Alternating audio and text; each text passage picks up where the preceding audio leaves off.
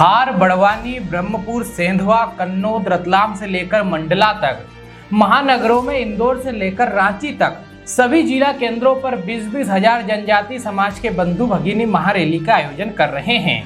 इसमें सभाएं हो रही हैं, ज्ञापन दिए जा रहे हैं। गांवों से लेकर नगरों तक इस भयंकर गर्मी में निमाड़ जैसा क्षेत्र जो और ज्यादा गर्म रहता है, वहां हाथों में तख्तियां लिए हजारों बच्चे, युवा, महिलाएं और बुजुर्ग सब अपना काम छोड़कर 20-30 किलोमीटर दूर गांव से रैलियों में जनजाति वेशभूषा वाद्य यंत्रों के साथ आ रहे हैं, ज्ञापन दे रहे हैं, सभाएं कर रहे हैं। जो भोलेनाथ का नहीं वो मेरी जात का नहीं जैसे नारे लगा रहे हैं और कह रहे हैं डीलिस्टिंग लागू करो। तो आखिर ये डीलिस्टिंग है क्या, जिसके लिए लगभग सारा जनजाति समाज सड़कों पर उतर आया है?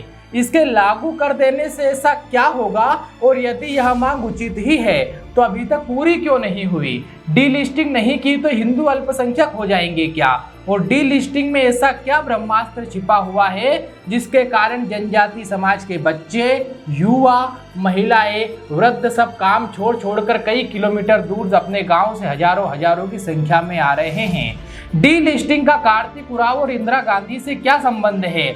आज सब कुछ बताऊंगा आपकी मेरी बोलचाल की भाषा में। नमस्ते, मेरा नाम अमन व्यास है। ये विश्व संवाद केंद्र मालवा है। सबसे पहले डीलिस्टिंग का अर्थ समझिए।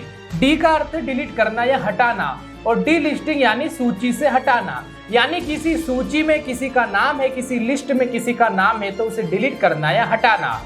तो अब यहाँ पर किस लिस्ट से हटाने का आंदोलन किया जा रहा है?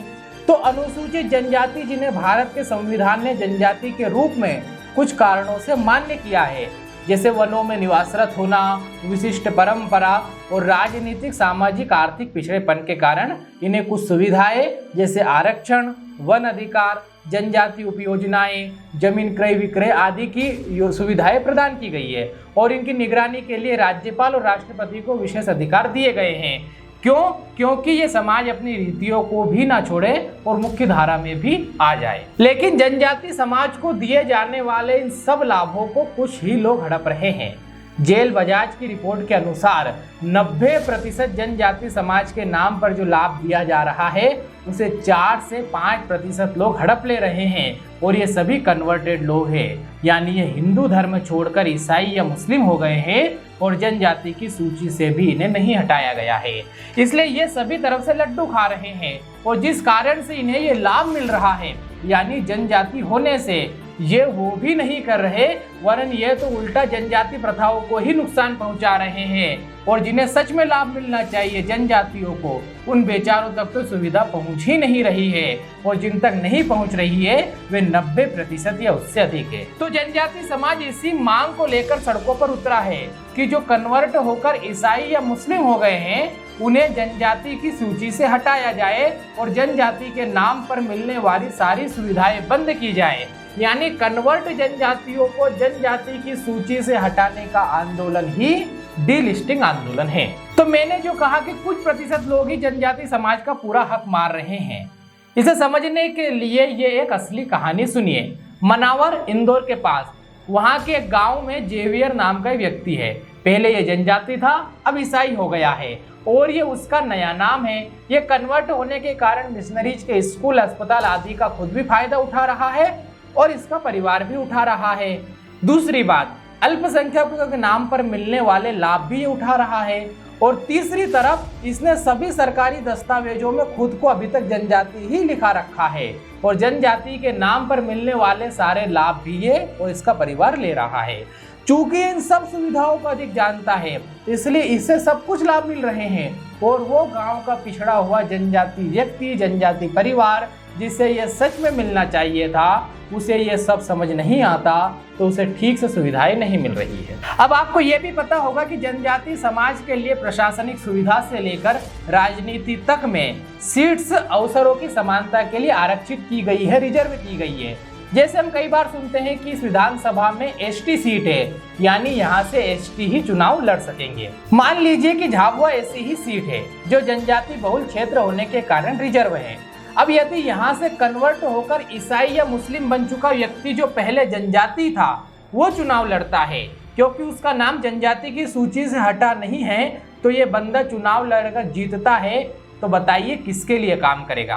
क्या ये जल, जंगल और जमीन को बचाने के लिए काम करेगा जिसके लिए सीट आरक्षित की गई थी, या मिशनरीज के साथ मिलकर लोगों को ईसाई बनाने का काम करेगा? तो जिस लक्ष्य को लेकर ये सीट आरक्षित की गई थी उस वो वाला लाभ मिल रहा है या उल्टा रिएक्शन हो रहा है? अब मैंने जो कहानी या उदाहरण बताए इनको वास्तविक आंकड़ों से भी समझिए। नॉर्थ ईस्ट, पूर्वोत्तर के राज्य, यहाँ पर 43 सीटें IAS और IPS के लिए आरक्षित है, रिजर्व है। इनमें से 39 सीटों पर ईसाई है, केवल 4 पर जनजाति है। असम में आरक्षित 12 में से 9 सीटों पर ईसाई है और छत्तीसगढ़, झारखंड और ओडिशा की 9 में से 5 सीटों पर ईसाई है।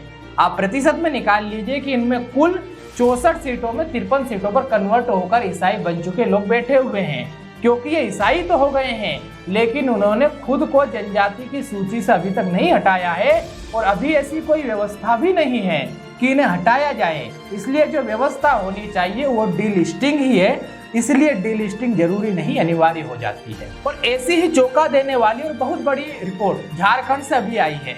झारखंड में जनजातियों को जमीन इत्यादि के विशेष अधिकार मिले हुए हैं। कुछ स्थानों पर गैर जनजाति जमीन खरीद भी नहीं सकते, लेकिन झारखंड में 10,000, फिर से सुनिए, 10,000 जनजाति लड़कियों से मुस्लिमों ने शादी की और महिला के नाम से, पत्नी के नाम से बहुत बड़ी जमीन पर इन्होंने कब्जा कर लिया है और बहुत सी जमीन पत्नी के नाम से खरीद भी रहे हैं। और इन पर क्या बना रहे हैं वो आप जानिए। अब यदि आपको यह लग रहा है कि बात तो सही है, मांग सही है, लेकिन क्या सच में ऐसा हो सकता है? डीलिस्टिंग का आइडिया कोई फितूर तो नहीं है? तो बिल्कुल नहीं है। खुद बाबा साहेब अम्बेडकर ने अनुच्छेद 341 में ये बात कही थी कि जो व्यक्ति, अनुसूचित जाति का व्यक्ति भारत में जन्मे धर्म के अलावा किसी और धर्म को स्वीकार कर लेता है तो वह अनुसूचित जाति का हक पाने का अधिकारी नहीं रहता। और इस प्रावधान को बाबा साहेब 342 में लाकर अनुसूचित जनजाति के लिए भी लागू करना चाहते थे। तो कुछ लोगों ने तब के यह कहकर कि आदिवासियों का तो कोई धर्म ही नहीं होता, इस बात को लागू नहीं होने दिया। अब जो लोग ये समझते हैं कि ये आंदोलन तो ईसाइयों और मुस्लिमों को टारगेट करके किया जा रहा है, तो अब तथ्यों पर जाएंगे तो आप ये सोचना आपका बिल्कुल गलत होगा। जनजाति समाज प्रकृति पूजा के, उसका पर्याय ही प्रकृति पूजक होना है और मूर्ति पूजक होना। यदि कोई व्यक्ति ईसाई हो जाता है तो वह प्रकृति को नहीं पूज सकता, क्योंकि बाइबल कहती है कि तीसरे मिनट में पृथ्वी बनी है, इसलिए क्रिएटर को पूजो, क्रिएटेड को नहीं। और इस्लाम भी अल्लाह के सिवाय किसी दूसरे को पूजने की अनुमति नहीं देता है। तो फिर जनजाति व्यक्ति जो कन्वर्ट हो गया वो नदियों, पहाड़ों, बाबा देव, इंदल देव, भोलेनाथ, जवारे, देवी माँ, इनको नहीं पूज रहा, तो वो जनजाति कैसे रहा? क्योंकि संस्कृति का आधार तो पूजा पद्धति ही है। यदि जनजाति समाज का हक ये कुछ लोग मारते रहेंगे तो हमेशा अपना जनजाति समाज आर्थिक, सामाजिक और राजनीतिक रूप से पिछड़ा ही रहेगा। यदि जंगलों में रहने वाले जनजाति लोग कन्वर्ट हो जाते हैं तो उन सब खनिजों की सुरक्षा कौन करेगा जो इन जंगलों में हैं? 10% लोग 90% का हिस्सा खा रहे हैं और हम खाने दे रहे हैं, लेकिन अब ऐसा नहीं होगा। अब जनजाति समाज खुद सड़कों पर आ गया है और इस तपा देने वाली गर्मी में लंबी यात्रा करके आंदोलन कर रहा है ताकि उसका अधिकार और धर्म सुरक्षित रहे। तभी तो सब एक साथ कह रहे हैं ना, जो ना भोलेनाथ का वो ना मेरी जात का। लेकिन इतना ध्यान रखिए कि आंदोलन केवल जनजाति समाज का नहीं है, हम सब का है, क्योंकि हम सबके लिए हैं। इस वीडियो में मैंने आपको डीलिस्टिंग का अर्थ, इम्पोर्टेंस, संविधान में प्रावधान के बारे में बताया। यदि आप कमेंट्स में इच्छा प्रकट करेंगे तो अगले वीडियो में आपको डीलिस्टिंग का जो आंदोलन स्वतंत्रता प्राप्ति के बाद लगातार चल रहा है उसमें कार्तिक उरांव नाम के व्यक्तित्व की क्या भूमिका थी, प्रतिभा पाटिल और इंदिरा गांधी ने क्या उदासीनता दिखाई और क्यों ये आंदोलन पहले 300 से अधिक सांसदों की रजामंदी के बाद भी सफल नहीं हो सका, सब बताऊंगा। लेकिन आप कमेंट्स में बताएंगे तो धन्यवाद।